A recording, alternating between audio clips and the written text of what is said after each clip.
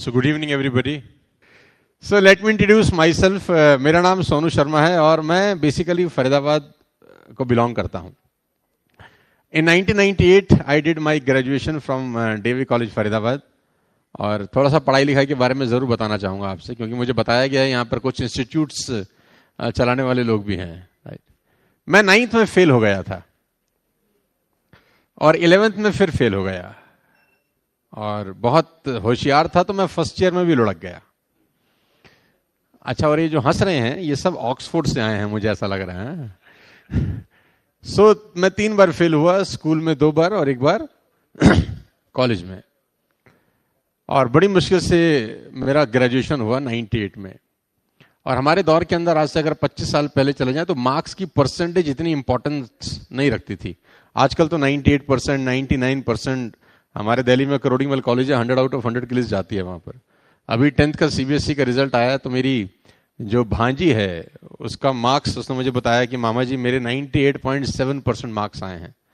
तो मैंने उसको बोला, अर्पिता मेरे तो सारे सब्जेक्ट में मिला के भी 98.7 नहीं आए थे. आजकल के बच्चे पता नहीं क्या ऐसा, या तो लिखने वालों के पास कुछ ऐसी गजब टैलेंट आ गया है या चेक करने वाले लल्लू लाल हैं. कुछ ना कुछ समझ नहीं आ रहा मेरे को. 99% कैसे आ जाते हैं, 100% भी आ रहे हैं. हमको तो कोई अगर बुक भी दे देना तो बुक देखकर भी लिखेंगे तो भी 99% नहीं आएंगे. तो 98 में ग्रेजुएशन किया और जब घर पहुंचा तो बहुत मुश्किल से पास आउट हुआ था. पढ़ाई लिखाई में बहुत ही एवरेज स्टूडेंट होता था मैं.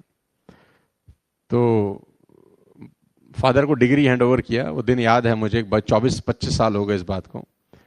तो मैंने फादर साहब को अपने कहा कि पापा नाउ आई एम ग्रेजुएटेड, ये डिग्री हमारी तरफ से आपको तोहफा है तो आप भी कुछ तोहफा दीजिए हमको. तो उसने बोला व्हाई नॉट. तो he went to the room और वो रूम से बाहर आई एक पेपर लेकर और उन्होंने मेरे हाथ में वो पेपर दिया. तो मैंने बोला ये क्या है. बोला we have a loan of 3 lakh rupees and you have to pay. ये हमारी तरफ से तुझे ग्रेजुएशन का. तो मैंने सोचा इससे तो मैं ग्रेजुएशन ना ही करता तो अच्छा था. सो 98 में मेरा करियर स्टार्ट हुआ विद अ डेप्ट ऑफ 3 लाख रुपीज. तो मुझे पहले दिन मालूम चल गया कि जिंदगी आसान होने वाली नहीं है. बहुत खुश नसीब हूं कि मैं गरीब परिवार में पैदा हुआ. बहुत खुश नसीब हूं कि 3 लाख रुपए के कर्जे के साथ जिंदगी की शुरुआत हुई. मैं बहुत फॉर्चुनेट मानता हूं अपने आप को, क्योंकि कहते हैं अमीर बनने का मौका भगवान सिर्फ गरीब लोगों को ही देता है. जो ऑलरेडी अमीर हैं उसके पास ये अपॉर्चुनिटी थोड़ी ना है. ये अपॉर्चुनिटी तो उसी के पास है जिसके पास है नहीं. तो मैं बहुत फॉर्चुनेट फील करता हूं कि मैं उस परिवार में आया जहां बहुत स्ट्रगल देखते थे हम लोग. और पिछले करीब 10 साल से ज़्यादा हो गए मुझे कॉर्पोरेट प्रोग्राम करते हुए. आज हिंदुस्तान की टॉप मोस्ट 150+ कॉर्पोरेट ऑफिस के लिए मैं काम करता हूँ. आप इंडिया की टॉप मोस्ट कंपनीज के नाम बताएंगे तो I am working with the top most 150+ big brands. 2300-2400 webinar किए हम लोगों ने सिर्फ कोविड के दौरान. जो 1.5 साल का कोविड था उसके अंदर करीब 2300-2400 इवेंट. एक दिन में 4-4, 5-5, 6-6 इवेंट भी मैंने अलग अलग कंपनीज के लिए किए. 1200 से ज़्यादा लाइव प्रोग्राम्स, 700 से ज़्यादा वर्कशॉप और 300 से ज़्यादा कॉर्पोरेट ट्रेनिंग हम पिछले कुछ सालों में कर चुके हैं अलग अलग कंपनीज के लिए. हिंदुस्तान की टॉप मोस्ट कंपनी के लिए हम काम करते हैं, जिसमें आपके टाटा, बजाज, ल्यूमिनस, ICICI और बहुत सारे बिग ब्रांड्स हैं. तो ये बहुत हैरान करने वाला है कि जो लड़का जो स्कूल कॉलेज में फेल हो गया था वो आज 150 कंपनीज के लिए कॉर्पोरेट ट्रेनर है. तो बहुत सारे लोग मुझसे सवाल पूछते हैं कि हाउ कम, ऐसा ये कैसे हो गया. क्योंकि स्कूल कॉलेज में तो हमारे को सब बोलते थे कि तू बर्बाद हो गया, जिंदगी में कुछ करेगा नहीं. तो मेरे पिताजी भी मुझे बोलते थे बेटा पढ़ लिख लो नहीं तो जिंदगी बर्बाद हो जाएगी, कुछ करते नहीं हो. तो हम बोलते हैं पापा जो कुछ नहीं करते वही तो कमाल करते हैं.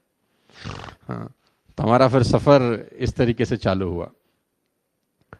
और जिस व्यक्ति को 9th में पासिंग मार्क्स नहीं मिले थे उसको हार्वर्ड USA ने अभी डॉक्टरेट का डिग्री दिया आज से करीब 1 साल पहले. हमने कभी जिंदगी में सोचा नहीं था कि ऐसा भी हमारे साथ कभी हो सकता है.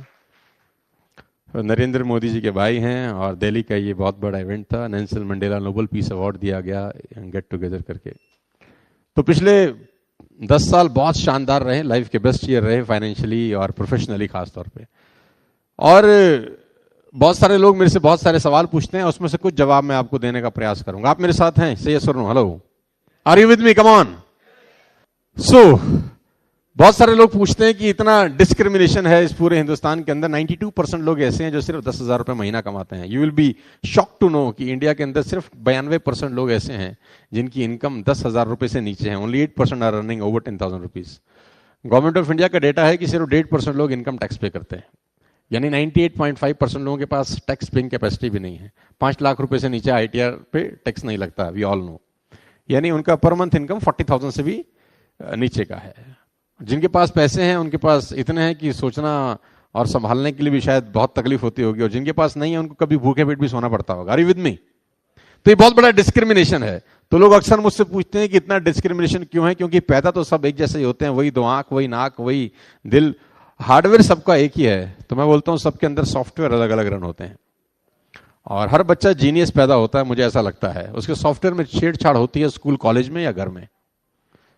एवरी चिल्ड्रन बॉर्न जीनियस, कोई ऐसा बच्चा है नहीं जो मंद बुद्धि पैदा होता हो।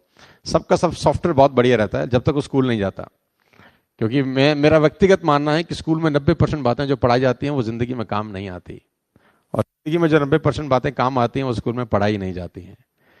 तो मैं अपने पिछले कुछ सालों के एक्सपीरियंस से कुछ चीजें आपसे शेयर करना चाहूंगा, हो सकता है आप तक पहुंच सकूं। आप मेरे साथ हैं तो मैं आगे चलता हूं आपको लेकर।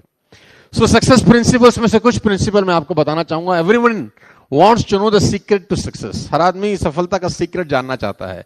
कौन बनेगा करोड़पति, इसीलिए इतना फेमस है कि हर आदमी करोड़पति बनना चाहता है। यस और नो? हर आदमी चाहता है कि मैं सक्सेसफुल हूं। कोई भी आदमी गरीब गुर्बत की जिंदगी नहीं बिताना चाहता। हर आदमी चाहता है मैं सक्सेसफुल हूं, मॉडर्न लाइफ हो मेरी। कोई भी आदमी middle class, lower middle class रहना नहीं चाहता। किसी भी आदमी से विश पूछिए तो पहले तो हमारे देश में लॉटरी भी चलती थी, अब तो क्या गवर्नमेंट ने बंद कर दिया। यू नो, लॉटरी चलता था ना, लोग लॉटरी खरीदते थे कि मैं करोड़पति बन जाऊंगा टाइम। हर आदमी चाहता तो है यार, राइट?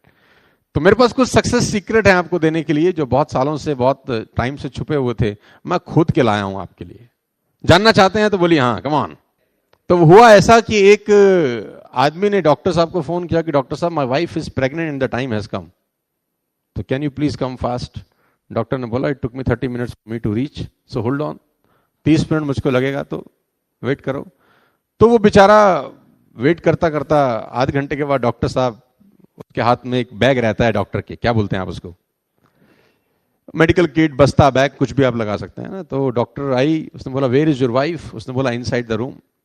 तो she entered the room and close the door, और अंदर से कुछ खटपट खटपट की आवाजें शुरू होगी आने।